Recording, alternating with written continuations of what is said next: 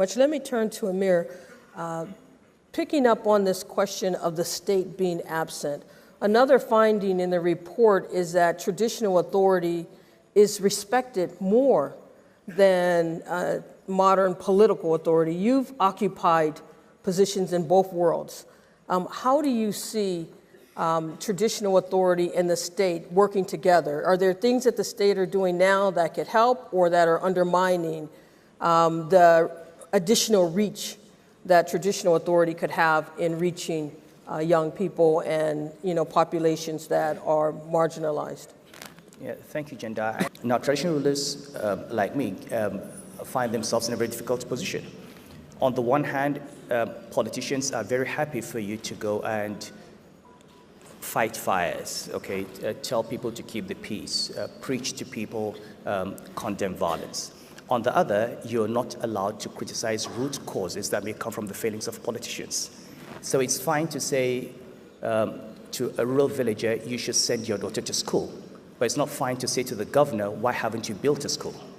Okay, it's fine to talk about the extreme nature of, say, certain interpretations of Islam, but it's not fine to talk about how certain people have been marginalized by the creation of a rentier state that basically expropriates resources and does not care about them. If you take Nigeria, in 1960, land per rural dweller was 2 hectares per rural dweller. Today we've got 0.9. Agricultural policy still remains far behind. Productivity is much lower than the rest of the world. You don't have food security. You've got millions of children out of school. It's not the fault of the children that they're out of school. Somebody was supposed to build those schools. So the difficulty for traditional institutions is, on the one hand, they're firefighters, and will continue to do that. On the other, to actually address the root causes of extremism, you've got to address questions of governance, education, healthcare, corruption.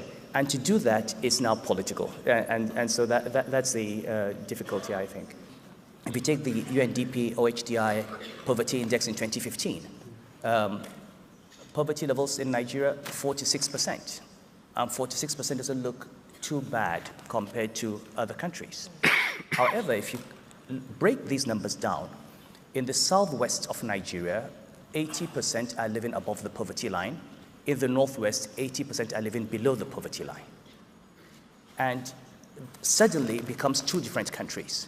Okay, and even those numbers don't tell you anything.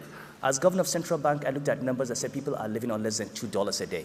And it sounds bad, but you don't really know how bad it is until you look into the eyes of a woman whose baby has just died because she cannot afford drugs worth $5.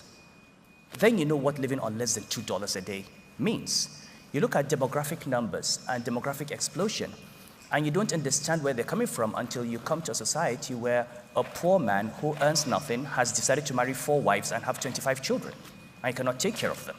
And you see a complete failure of social policy. I mean, who is talking about marriage? Who's talking about family structure? Who's talking about child spacing? Who's talking about the ability to maintain the children that you bring? And when we go into crowd resources as states, so you have state governors in the north who have 3 million, 5 million children on the streets without school. They go to China and they're looking for money not to build schools, but to build a light rail. I mean, you spend $2 billion on a light rail. $2 billion. Imagine how many children you would educate with that.